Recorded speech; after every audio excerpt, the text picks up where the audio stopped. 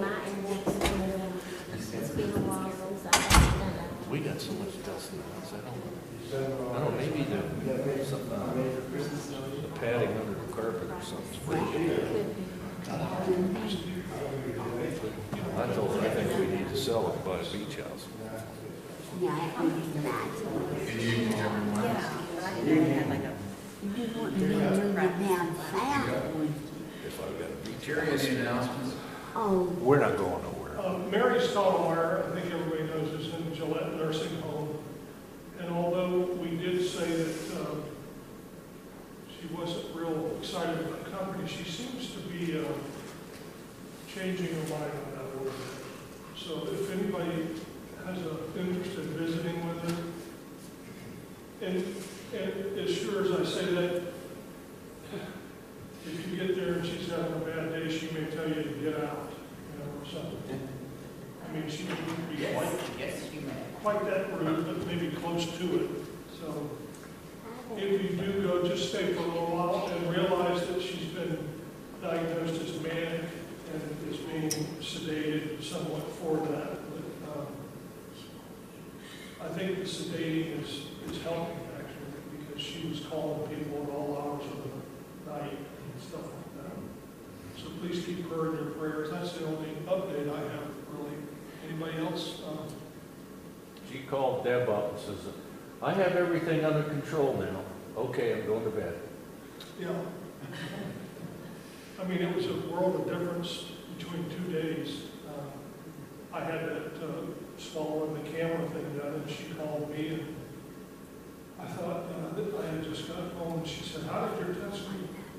Just as normal. She wasn't concerned about herself. She wanted to know how I was doing. Yeah, they called Deb up. Anything else before we begin? Happy birthday wishes to Jeannie.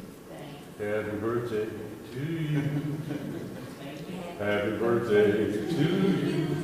Happy birthday, dear Jeannie. Happy birthday to you. It's not bad, it's your birthday, you had to put up with that. Just don't ask her how old she is. I wasn't gonna do that. I have never shied away from saying how old I am. That's because you look about 30. No, you know what, I saw one of my associates, she had her age on Facebook, 111. So, they cracked me up, but she's... Well, my dad, when he turned 80, was looking in the mirror and laughing. I said, Dad, what are you laughing at? He said, I've been looking at this face for 80 years, it's never changed. It's only when I look at a picture and I go, whoa! That's true. Of course, that's not exactly what he said. Well, he's a grandpa again. Congratulations. Congratulations to you. Deb is still down.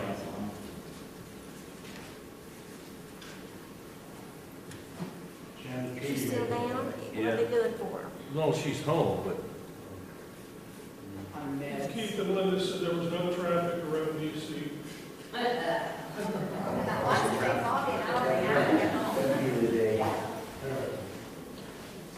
remind you of why. Try doing that every single day. Oh, my goodness. Rob, can I get you, Rob? Can I get you to say opening prayer?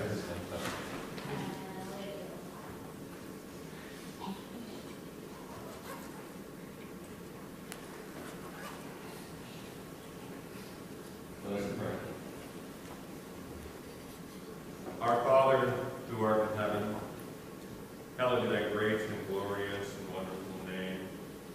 Father, we thank you for this day you've given to us. We thank you for this time we can come to study a portion of your word. We pray that we'll open our hearts and minds this evening as Bob brings us a lesson from your word. Be with Bob and help him to speak boldly and with confidence and only on those things that are found on your word. Help each of us to open our hearts and minds to accept the lesson. Help us to study upon it, meditate upon it, and apply it in our own lives. Help us as we have opportunity to go out into the world and share others in the world that we have contact and influence with. Father, we are so thankful for the many blessings that you bestow upon us. Help us remember that all blessings come from you, and without you we are nothing.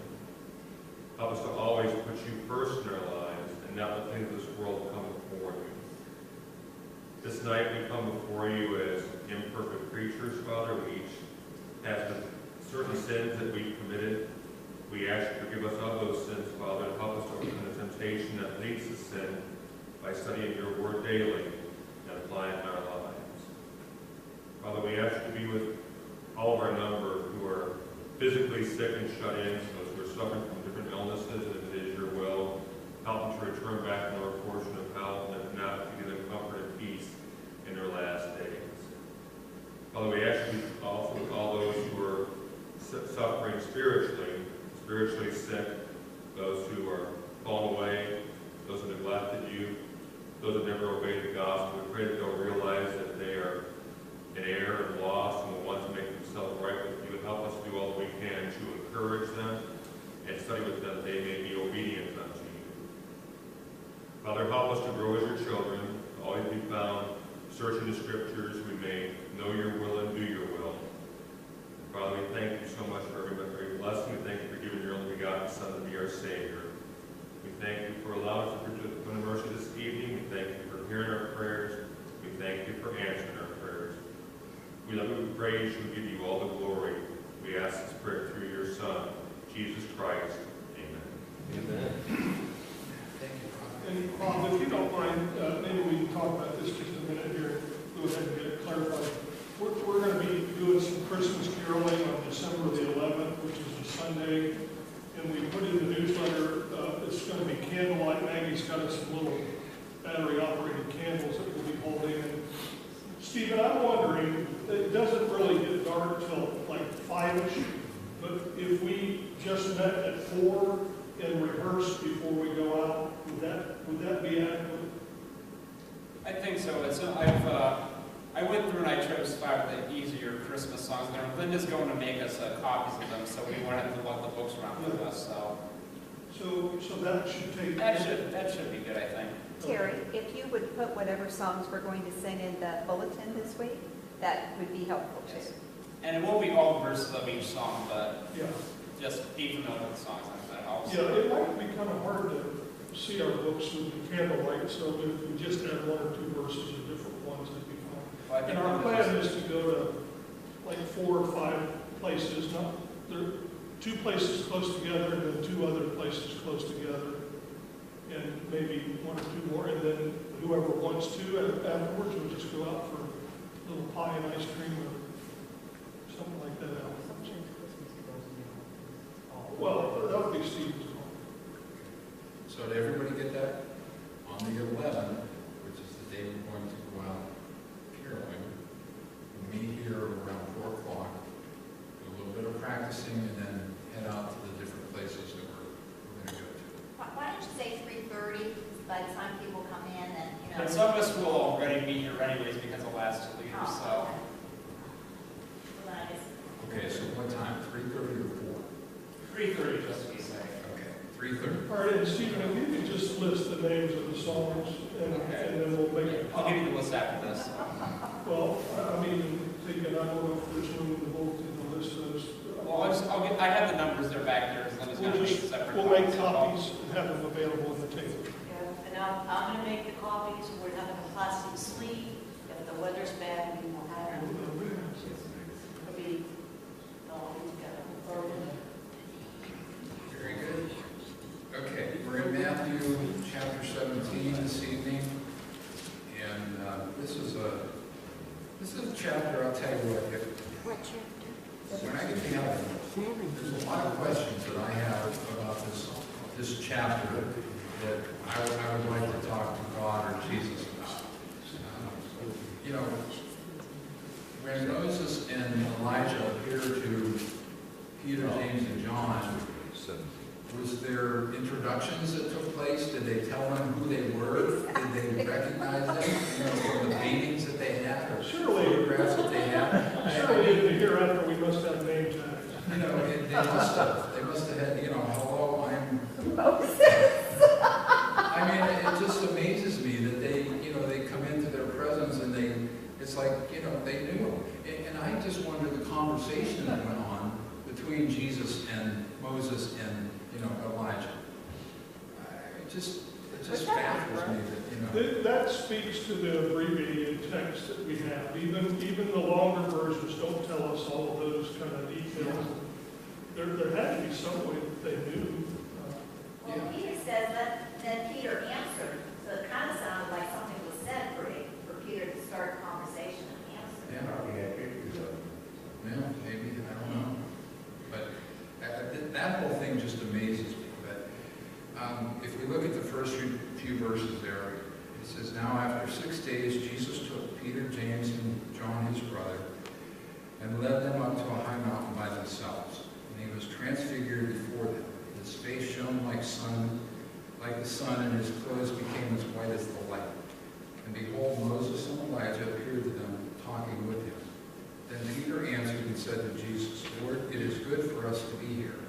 If you wish, let us make 3 tabernacles, one for you, one for Moses, and one for Elijah. While he was still speaking, behold, a bright cloud overshadowed them, and suddenly a voice came out of the cloud, saying, This is my beloved Son, in whom I am well pleased. Hear him. And when the disciples heard it, they fell on their faces and were greatly afraid. But Jesus came and touched them and said, Arise and do not be afraid. When they had lifted up their eyes, they saw no one but Jesus only. Now as they came down from the mountain, Jesus commanded them, saying, Tell a vision to no one until the Son of Man is risen from the dead. And his disciples asked him, saying, Why then do the scribes say that Elijah must come first? We're going to stop right there. If you look in the first verse there, Jesus took Peter, James, and John up to this high mountain after 6 days. And you have any speculation as to why he took Peter, James, and John up to the mountain with him?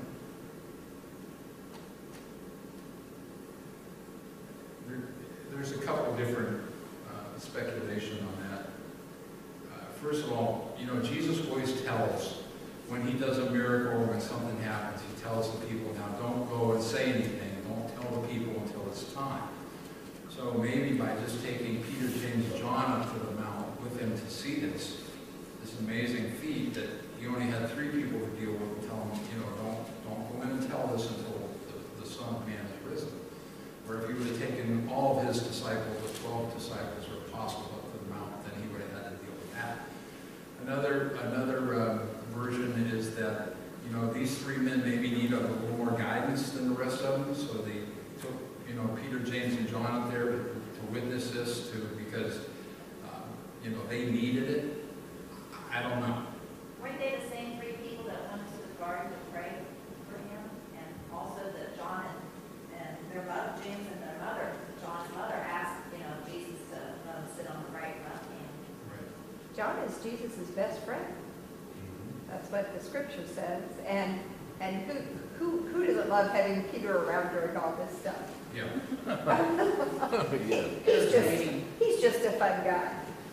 You know what I find amazing about this? So Peter, James, and John are standing there. Out of the blue, who beams in Moses and Elijah. Introduction, something is made so they realize who they are.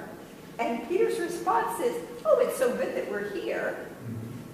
But then it's not until they hear the voice that they get down on their face and they're afraid. I think I would have been afraid about 10 minutes before that. All of a sudden, people appearing from the dead out of thin air from 2,000 years ago, but they're not worried about anything until they hear a voice. And not only that, what happened to Jesus' appearance in that whole process. So, They've seen a lot of this point already. I just wonder what the voice was like. I would imagine it was a booming voice that shook things, and they were afraid and fell down on their face, buried their face. Maybe Jesus counseled them before they Sometimes I think we get in trouble because we read these narratives, like Terry said, a very limited narrative. And, obviously there was a lot more conversation and dialogue that took place other than what we have as the narrative of what transpired. And all we have is kind of the highlight, we have different people writing the accounts of it, and while they parallel, they're different, but we don't have the whole conversation that goes on when they meet Moses and Elijah. There was obviously a conversation going on there. We just have the highlight that they met them, and Peter says, let me build a tabernacle to the three of you. Earlier, before they went up there, Peter was the one that said, oh, Jesus, you're not going to suffer, and Jesus is get behind me. Well, now you have God himself telling Peter and these other two that this is my son, hear him. So believe him when he tells you about the suffering that's about to happen. And I think if you go on to the next verse where Peter answered and said to Jesus, Lord, it is good for us to be here. If you wish, let me. But the other version says, I will build 3 tabernacles, one to you, one to Moses, and one to Elijah. And while Peter thinks he's doing a good thing here, as is the situation with Peter, a lot of times he thinks he's doing right when he gets himself into trouble. He's been chastised quite a bit by Jesus because of things that he says, because of things that he does. Well, he's just about to get chastised by God here because he puts Jesus and Moses and Elijah all on the same level. He says, let me build 3 tabernacles for you. And God, comes down and says, this is my beloved son. So I think Peter got in trouble because he's making them all the same. He says, I'm going to build 3 tabernacles, one to Jesus, one to Moses, and one to Elijah. And God says, this is my son in whom I am well pleased. Hear him. So Peter gets himself in trouble again, which is very common with Peter. And I think Jay said a couple weeks ago, I can relate to Peter because I would probably do the same thing that Peter did in a lot of situations, He just finishes telling Jesus a few verses back, this isn't going to happen to you. We'll fight to the end here, And because he just says what he thinks without thinking, he gets himself in trouble. And I think we do that a lot too. We get ourselves in trouble a lot because we don't think before we say things. Peter didn't, wasn't had wrong intentions. He thought he was doing good, but he got himself in trouble. Now, why do you say he's in trouble here? Because we're not told. He says he wants to do this. The voice comes out of the heavens, and then we're not really told anything else. no, We're told only Jesus alone remained, Yeah. which I think was a form of a rebuke. I preached a sermon on this one time before. Y'all probably don't remember it. I barely do.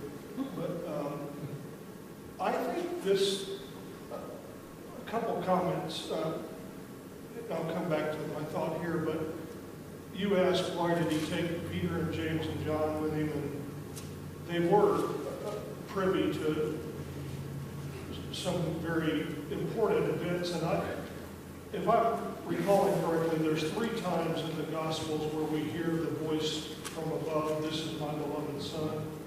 I was going to ask that question. When other times do we hear that? That's And how many? Sure. Baptism, What? Baptism. here, and What's the third one, Tara? And Isaiah is quoted, which he talks about his son, about God saying, this is my beloved son. I'm sorry, Jerry. Well, those events are what we might call seminal events, and by that I mean they're very important, and maybe we miss the magnitude of those events. Peter himself reflected on this in his second letter, where he reviewed. He said, we haven't followed cleverly devised tales. And I'm taking a minute here to give the background here, but the context of that 2 Peter. 2 Peter 2, 17 and 18. Yeah, the 2 Peter 1, actually, yes, 1, 17 following. The context is in the changing of the covenants. And there are lots of false prophets who are saying, no, we're still under the old, and Peter's going to get to a point where he says the false prophets come on the scene, and they say, see, everything remains just as it was. Well, that's in chapter 3 of 2 Peter. But here in the opening chapter, Peter is making a point to say, we were there on the mountain, and we heard the very utterance of God. And it's not just that they were there on the mountain and they heard the utterance. It's what was the point of what happened on the mountain. Moses and Elijah stood for the law and the prophets. And they were great. That was my next question. Oh, I'm sorry. I'm stealing your thunder here. No, that's okay. So the point was Jesus is the author of a new and living way. And the old, don't put the old on the same level now as the new. And that's part of the story of the mountain. So when that cloud envelops them and all of a sudden Moses and Elijah were gone, it's not incidental. That's the point of the whole. And I think that was critical that Peter, James, and John, who would be such leaders in the establishment of the church, they would see that. And whether or not they give us commentary on all that meant on that mountain, it was a pretty significant teaching. So if Moses represents the law, what does Elijah represent? The prophets. The prophets. Yeah, the old covenant was basically, remember on the road to Emmaus, Jesus opened their eyes and he told them all that was taught about him in the law and the prophets. And Moses and Elijah represented those two elements. Yeah, Terry pretty much taught my lesson, so. Well, just to come back to what I said a minute ago, and my only point is that there's nothing, if you read this scripture in a neutral tone, there's nothing in this where Peter is criticized or told he's acting out, or there are plenty of places where Peter goes off the deep end and he's told by Jesus that he's going off the deep end. Right. This is a completely neutral story. He offers to do something. It doesn't get done, but that's all we know. He offers to build the tabernacle, but it's not going to happen. But we don't know any of the other context behind it. Well, you may not have. I know you don't, but I'm giving you. Let's read it this way. Then Peter offers to make three tabernacles, one to all three of them. Yeah. And God says, this is my beloved But son. that's your emphasis, Terry. I'm saying read it all. This is my beloved son in whom I am well pleased. I can put the emphasis on any word in that But sentence. it doesn't even make a point then. I disagree. Then why did Moses and Elijah disappear? Why were they there in the first place? Well, one passage says they were talking about the Exodus to come. And maybe that's why they knew who it was. So they were talking eschatology on Yes, they were. I'm sure Mass King's name No, came no. up. Jay, I know what you're saying, that it doesn't sound like Peter's being rebuked there, but I definitely believe he is, because he's comparing all three of those to be equal. He says, we'll build a tabernacle to all three, and they're not equal. And that's when God's booming voice comes out and says, this is my beloved son in whom I am well pleased, because he's doing away with that system with the law and the prophets. All I'm saying is I see the scene differently. I certainly understand your guys' point. I understand what you're saying. But when I read this, like I said, with a very neutral tone, without any preconceived notions about what's trying to be said. There are plenty of places where Peter gets whacked around. I'm just not sure this is one of them. That's all. Absolutely. That's all. Absolutely. But I think in a milder way here, but God, this is God's voice booming and saying, no, this is my beloved son. And that's what scared him. That's what's so interesting to Right. me. That's what scared him. I'd have been scared, 15 minutes before that. Well, I the think beginning that's of what your kind of brought them five to their senses of I'm what sorry? they're doing. What does the beginning of your verse 5 say? The beginning of my verse 5 At the says, end of the while verse. he was still speaking. He was interrupted. But Peter never shut up. Nellie had her hand up, so go ahead. Nellie and Ray too. Go ahead now. Well, what I get out of this is that Peter wanted to build 3 tabernacles. And Jesus spoke on history. And yet in Matthew 16 and 18, he said, I will build mine, which he is telling, Jesus is telling Peter that he cannot build no other name, because over in Acts 4:12, it says there is no other name but my name, whereby you can be saved. So that's what I get out of that. But those, Moses representing the law and Elijah representing the prophets, they were going to be done away with. They were being taken out. The only one was going to be Jesus, establishing the system that was going to break down the wall and make it equal for Gentiles and Jews. And that was his mission, and that's why God's saying, this is my beloved Son in whom I am well pleased. So God is telling them to listen to Jesus, and Jesus is telling them that I am building my own There you go. kingdom, and there won't be no other one. Right? Okay, I think you can go back to 1 John, or John, the first chapter, where John the Baptist hears God speak and sees the dove come down and light on Jesus, and he wasn't afraid. I think that, and he heard, this is my beloved Son, whom I am well pleased, and he didn't fall down face first on the ground, but these guys did.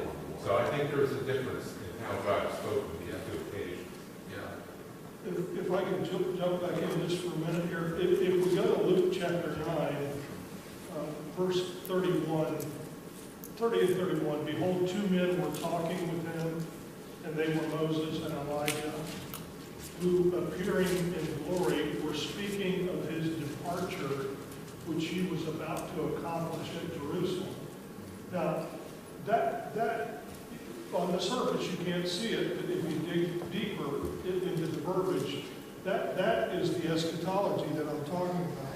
And the reason I know that is if you flip over with me to 2 Peter chapter 1 again, and look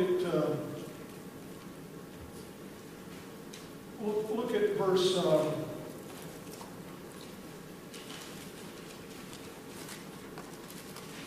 16. Second chapter again?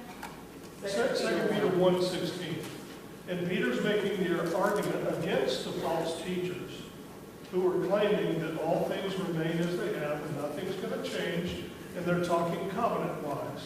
The temple's there. It's 65 AD.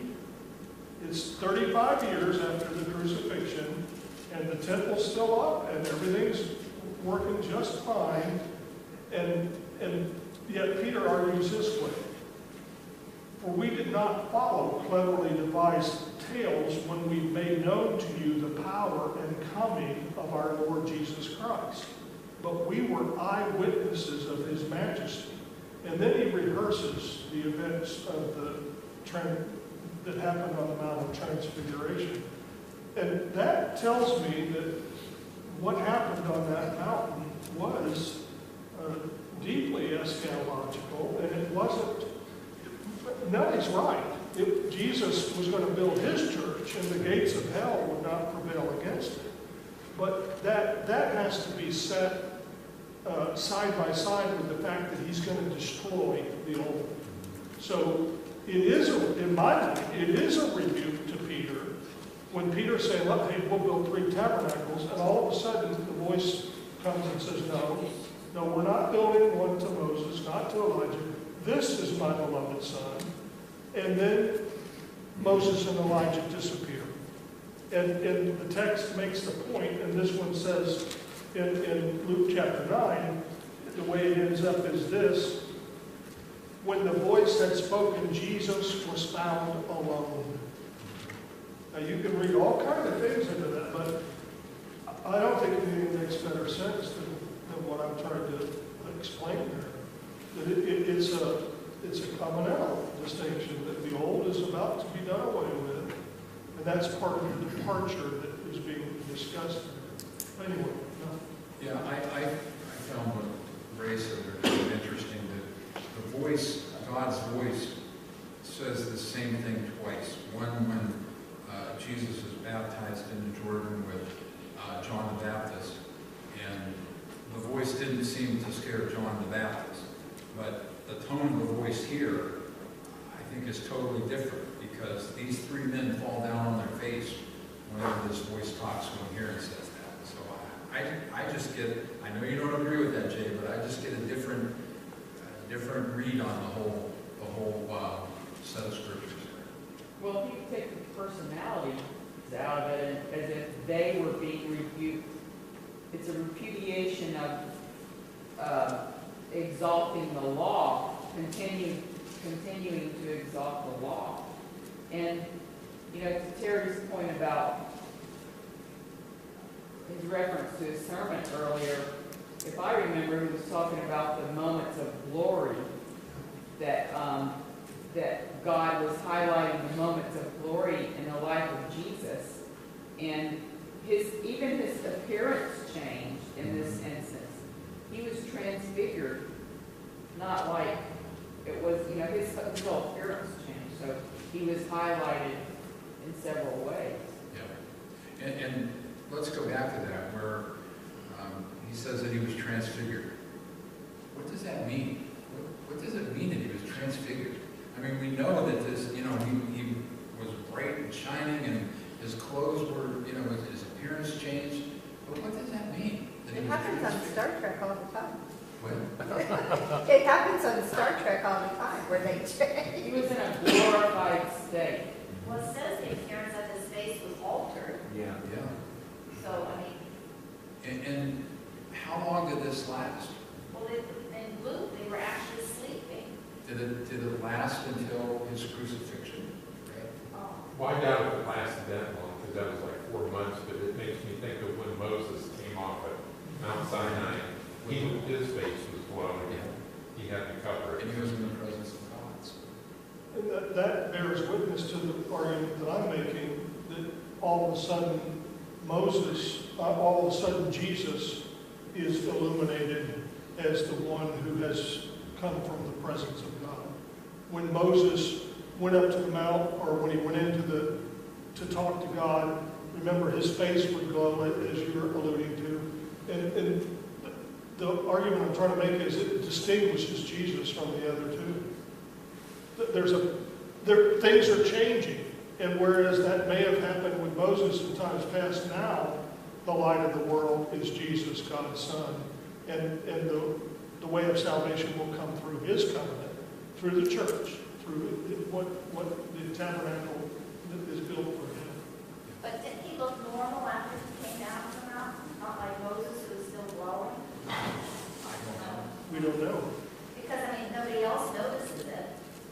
I mean, you know, the next day he's But healing. the point is to make the revelation to Peter, James, and John, who are going to be harbingers of this message. They needed to see it firsthand. Right. And so now they become convinced. And I mean, there's just so much to that story that is just fascinating to me. You know, imagine Peter, James, and John growing up their whole lives hearing about the glowing face of Moses because he'd been in the presence of God. And now on the mountain, it's Jesus that glows, and Moses and Elijah are gone. And I agree with you, Terry, because everything that you said is basically in my notes here. That'd be right. You preached my lesson tonight. Okay. Hey, Bob, Yes, Keith, I'm sorry. You did have your turn. you go back to John the Baptist when he baptized Jesus,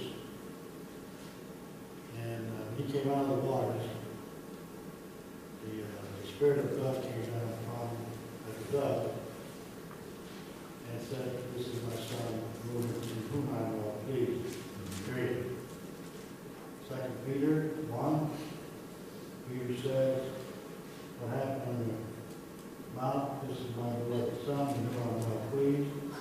Period. Now, when you go to Transfiguration, it says, God told him, after church on, after Peter said they're gonna build this tabernacle to all three of them. This is my beloved Son, in whom I am well pleased. Hear him. Exclamation point.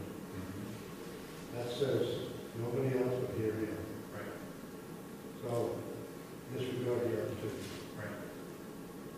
Bingo. Yep. I agree with you, Keith. Even I can understand that. Any other questions or discussion on those verses? I'm sure there's going to be a lot more. I have a question about the face.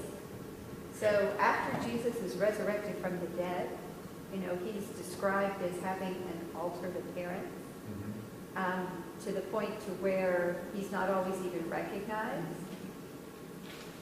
But if I understood the process of, unless I've misunderstood what happens when he died, he doesn't go before God when he dies. He's separated from God. So why is his appearance altered, I'm going to say it in a similar fashion to these other experiences? Does that? Well, you know, Ray and I were just talking about this the other evening. When Jesus was resurrected, was his body complete? You know, he'd been beaten severely. He was hung upon the cross. So when he was resurrected, was his body healed? Was it complete? Still has scars. Or was it still in the, I mean, I know he had the nail marks in his hands and the spear, the piercing in his side, but what condition was his body in? I almost see that as a tool or a device to complete his mission. In other words, he's going to appear for whatever reason. Luke says in Acts chapter 1 that over a period of 40 days, he appeared to many. And if you can imagine the difficulty that would be, you know, do we not have instances where it almost seems like he just walks through a wall? That's kind of what you're referring to. So if, I'm kind of in my mind connecting this to the Messianic secret, although it's not exactly that, but he's got 40 days that he wants to appear to a host of different people before his mission is complete.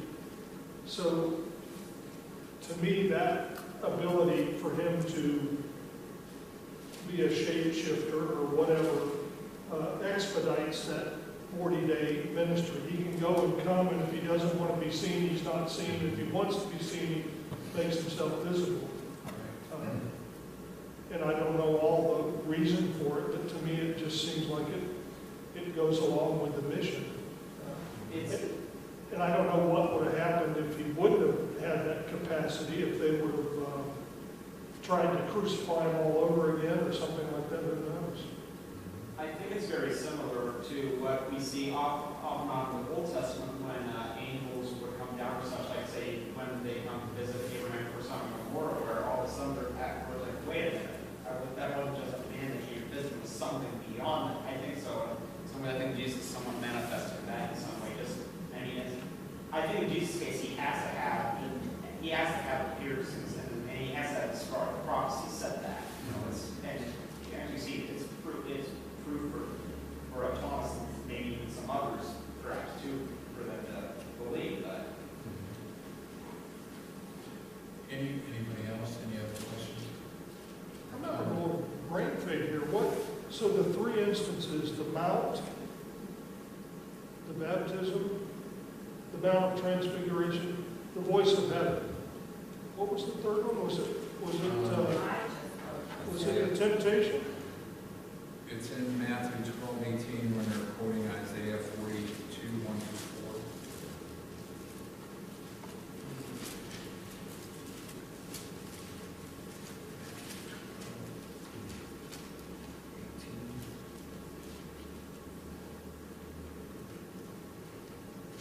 That it might be fulfilled which was spoken by Isaiah the prophet, behold, my servant who I have chosen, my beloved in whom my soul is well pleased.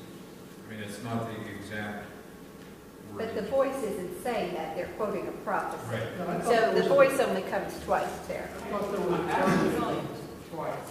I think there's three, maybe one. Well, at any rate, Peter, James, and John obviously this made a lasting impression of what happened there when they were on the mountain. And Peter writes about it in his letters. So we know that, the effect was great on these three men and what they saw and what transpired there on the mountain. Any other questions or comments down through those few verses? Your time is up. When God was telling him he was pleased, how come God never used the word proud?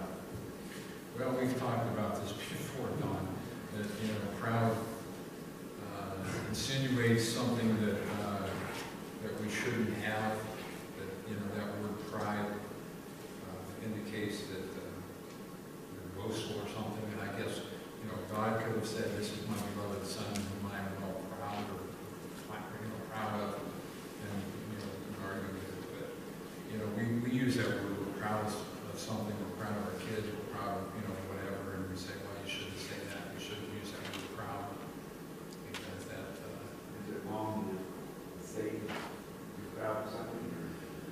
I don't think it is. I guess it depends on how far you take it. You can be boastful and get yourself in a lot of trouble, but I don't think there's anything wrong with being proud of accomplishments of people and things that are done.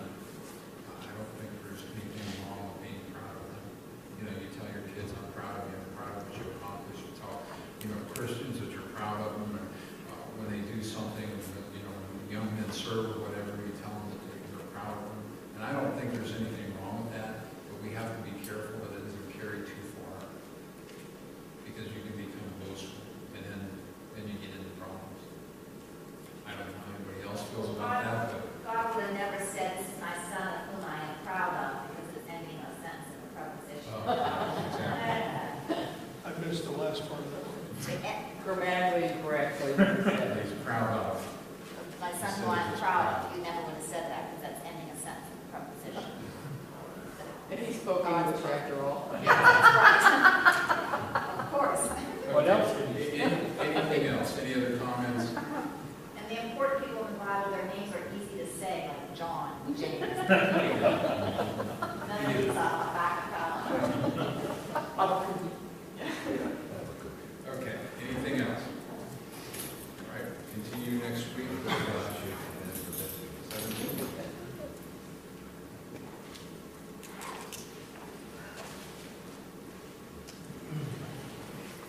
Okay, so December starts tomorrow. We do not have a cover dish lunch tomorrow. That's correct. So, but donuts and coffee do begin, correct? Okay. Yes. So remember to get those preferably before class starts. Not during, not right after, but before. But you can do it now. Yeah.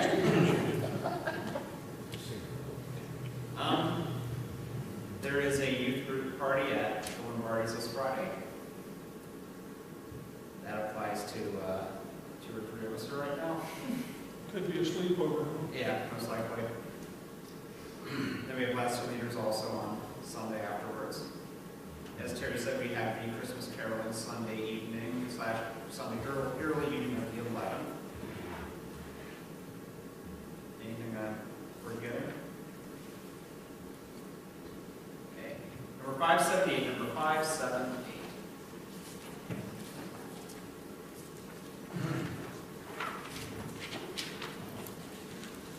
And Keith, can you close out the records?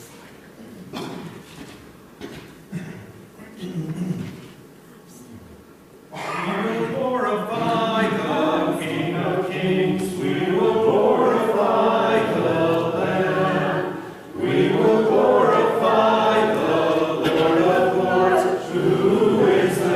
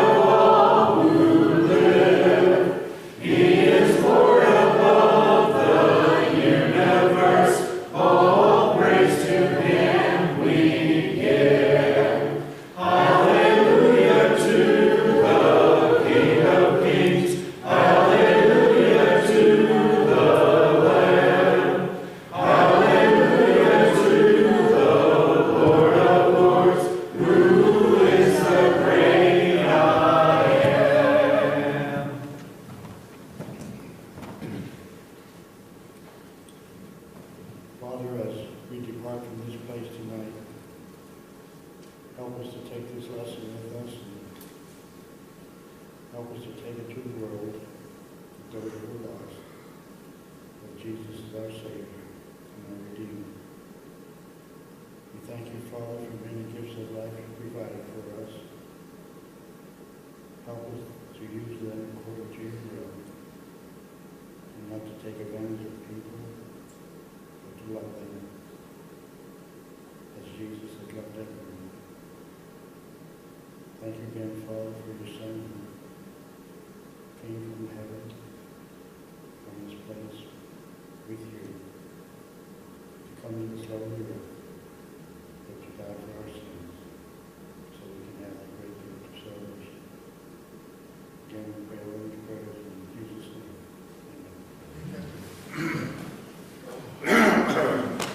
Well, thank you for saying Thank you for not slapping me while I said what you well, I thought I did. First Peter 5:5. Which order you want to place in? I have the order right there. Same